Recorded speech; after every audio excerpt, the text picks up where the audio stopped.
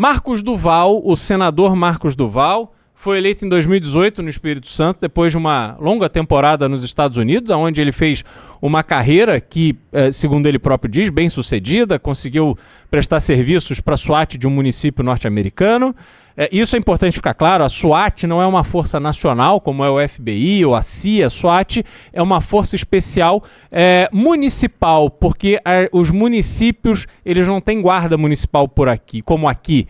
Os municípios norte-americanos têm efetivamente uma polícia. A polícia é municipal, a responsabilidade pela segurança da população local é do município. E alguns municípios mais desenvolvidos, com mais orçamento, tem também a sua SWAT, que é uma força especial, e Marcos Duval conseguiu prestar serviço para uma ou mais forças especiais desses municípios norte-americanos. Veio para cá, assumiu o papel de senador, e esse ano foi um ano ruim para Marcos Duval. Não sei se isso se deve a alguma situação de saúde, não sei se isso se deve a algum abuso, algum exagero de algum medicamento que porventura tenha sido prescrito a ele, mas o fato é que, desde o início do ano, ele parece estar meio perdido. E quando a gente tem um senador da República, da oposição, e oposição a esse governo nocivo que é o governo Lula, é uma perda para todos nós. Marcos Duval, que fez uma live, aliás, entrou ao vivo aqui com o Renan e Arthur, falou uma série de coisas, depois de madrugada fez um agito danado, se não me engano foi no dia 2 de fevereiro, falou que ia sair uma reportagem bombástica na Veja, depois disse que iria renunciar, depois disse o que disse, que não ia mais renunciar, que na verdade aquele conluio que houve entre ele e Daniel Silveira e Bolsonaro, que não tinha sido bem assim, enfim, uma confusão sem parar.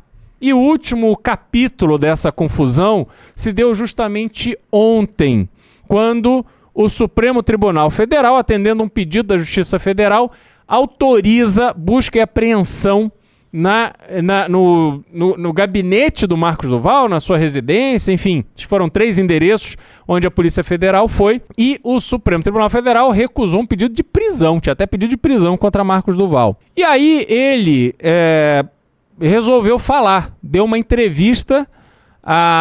Primeiro ele fez uma live, onde ele inclusive me cita pelos comentários que eu e outros comentaristas tecemos a ele na Jovem Pan, no Pingos nos Is, e aí ele faz uma live, enfim, ridicularizando, falou sobre o Renan também, os comentários que o Renan fez em relação a ele, e enfim, tentou minimizar, ridicularizar, e depois resolve dar uma entrevista na Tusa-Neri. A gente tem essa entrevista aí? Nossa, cara. É uma das coisas assim...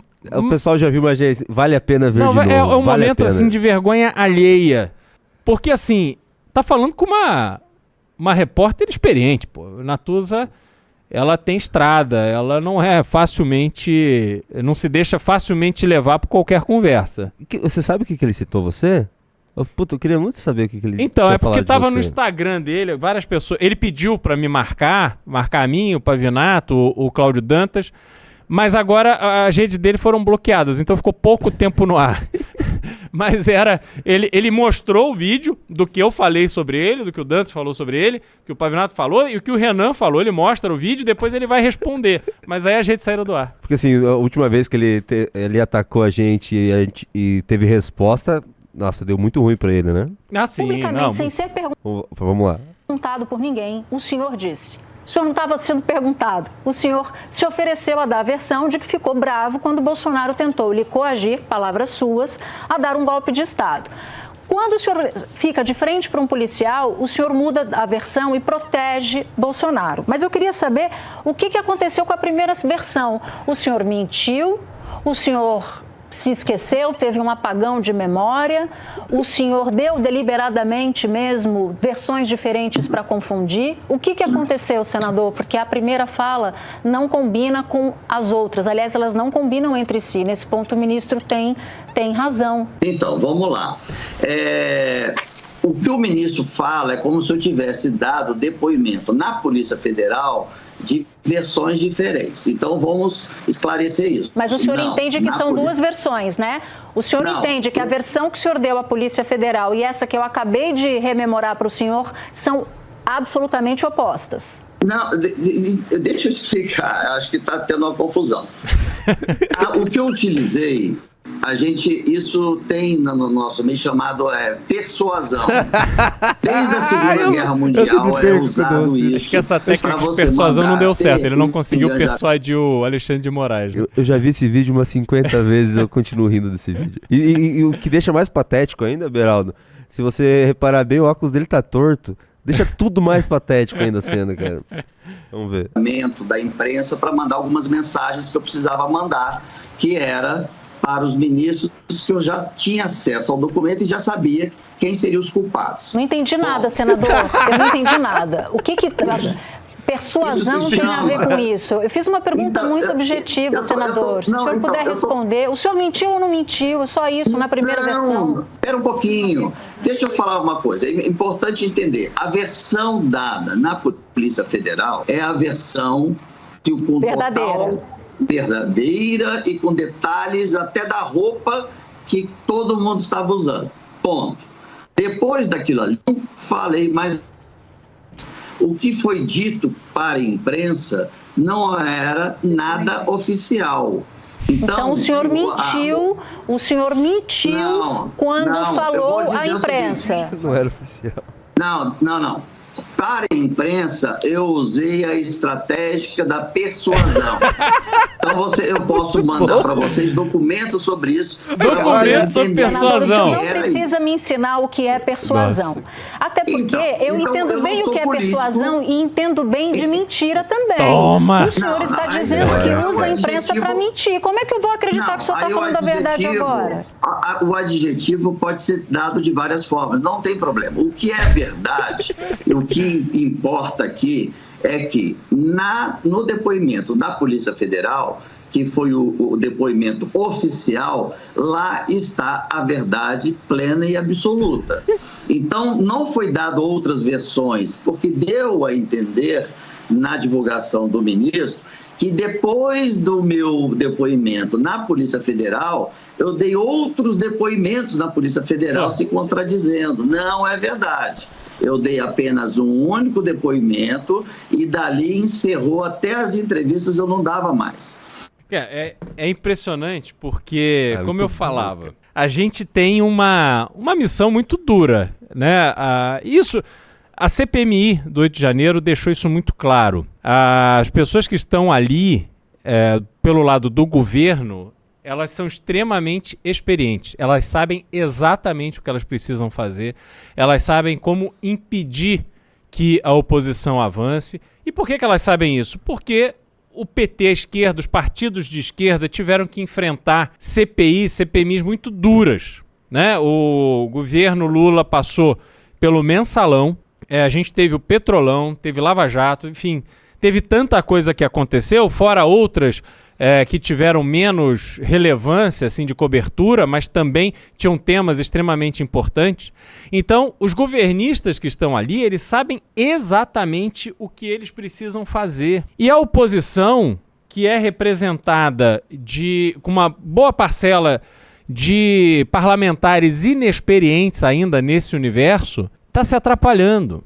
E aí, quando a gente vê um senador da República, como eu disse, que ali é um grupo reduzido de pessoas.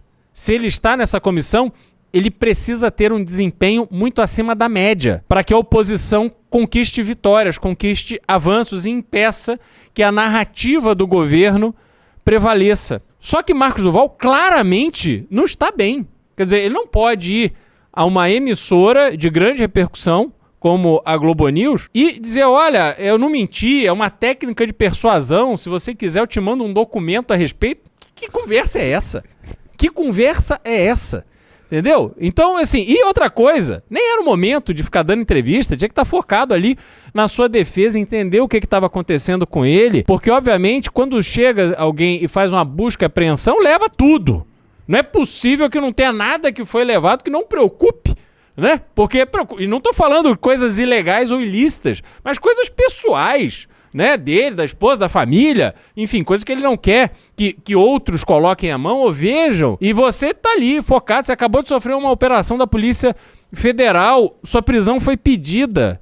Não vá dar uma entrevista dessa completamente falando nada com nada e passando o ridículo, porque ele mesmo quer dizer que ele mentiu, mas falar isso de uma forma que ele pareça menos pateta e só piora.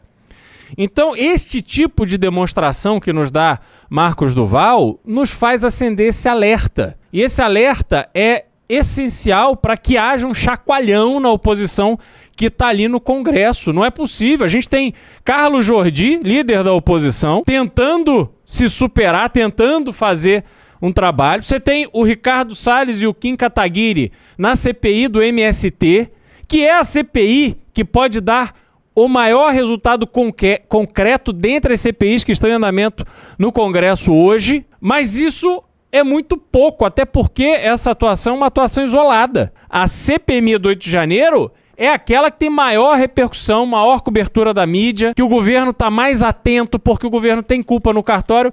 Vejam se é possível e razoável que a relatora, que tem uma ligação íntima com o ministro Flávio Dino e com o governo Lula, ela se coloca com um discurso de isenção, vamos averiguar tudo o que aconteceu, fazer a ordem cronológica dos fatos, etc.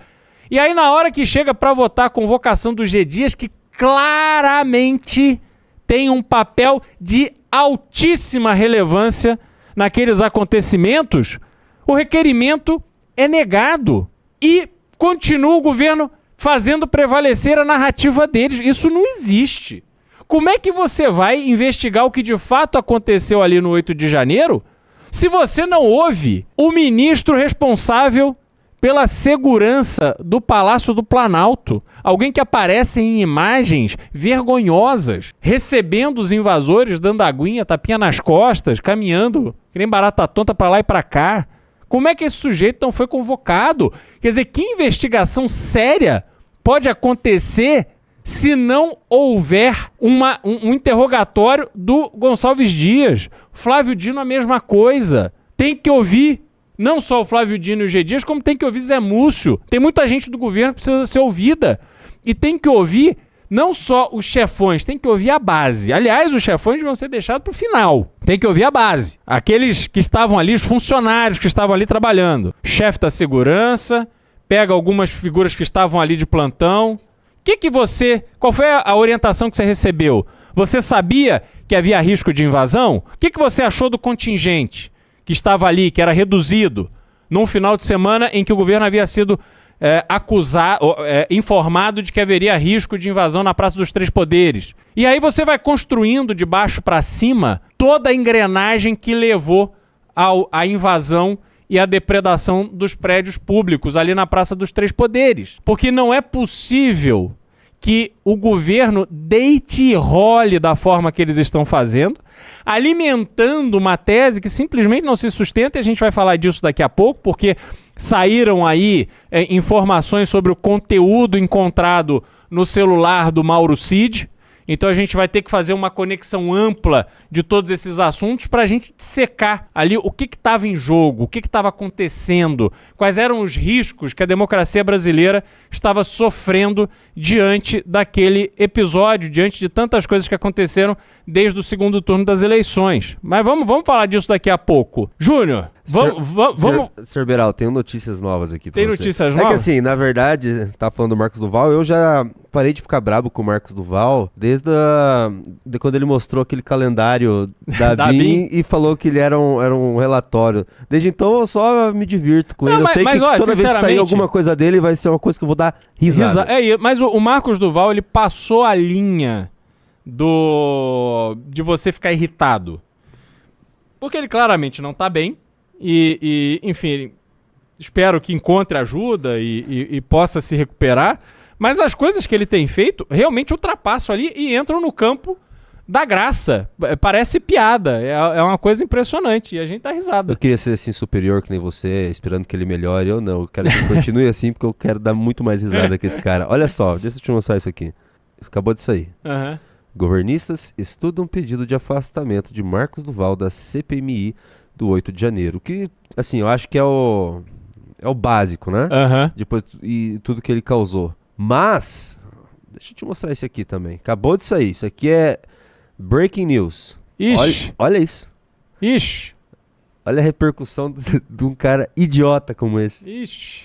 Agora, Deixa eu só ler pro pessoal. Urgente. Alexandre de Moraes determina que Jair Bolsonaro preste novo depoimento à Polícia Federal após apurações e buscas contra o senador Marcos Duval. cara, é impressionante. Até porque as buscas aconteceram ontem. Uhum. É muito pouco tempo para se tirar alguma conclusão. Mas o fato é que o Marcos Duval envolveu o Bolsonaro nessa trama, dizendo que tinha acontecido um encontro. Primeiro ele dizia que era o encontro dele, do Daniel Silveira e do Bolsonaro, e que o Bolsonaro tinha pedido a ele, ou tinha, enfim, feito ali uma orientação para ele gravar o Alexandre de Moraes, não foi isso? É isso, é verdade. E aí depois, não, o Bolsonaro só ouviu, foi só o Daniel Silveira. Daniel Silveira que já tá preso, né? Então você põe a culpa no cara que já tá preso. É realmente assim, um nível de... E vai ouvir o Daniel Silveira atrapalhada. também. O Moraes vai ouvir o Daniel Silveira sobre isso também. Mas é o mínimo, né? Aliás, já tinha que ter ouvido. Mas Porque acho que- é um senador da República, faz uma denúncia dessa, é natural que as pessoas que estão ali envolvidas sejam... participe ali de oitivas e tal, isso é natural. Aqui, ó, inscreva-se. Se não bater essa meta de inscritos, eu vou ter que renunciar ao mandato, que eu assinei um contrato aqui, então eu preciso que vocês se inscrevam e a gente bata a meta de inscritos, tá bom? Mas tudo bem também, se vocês quiserem que eu renuncie, depois dá uma olhada lá quem é meu suplente. Um abraço.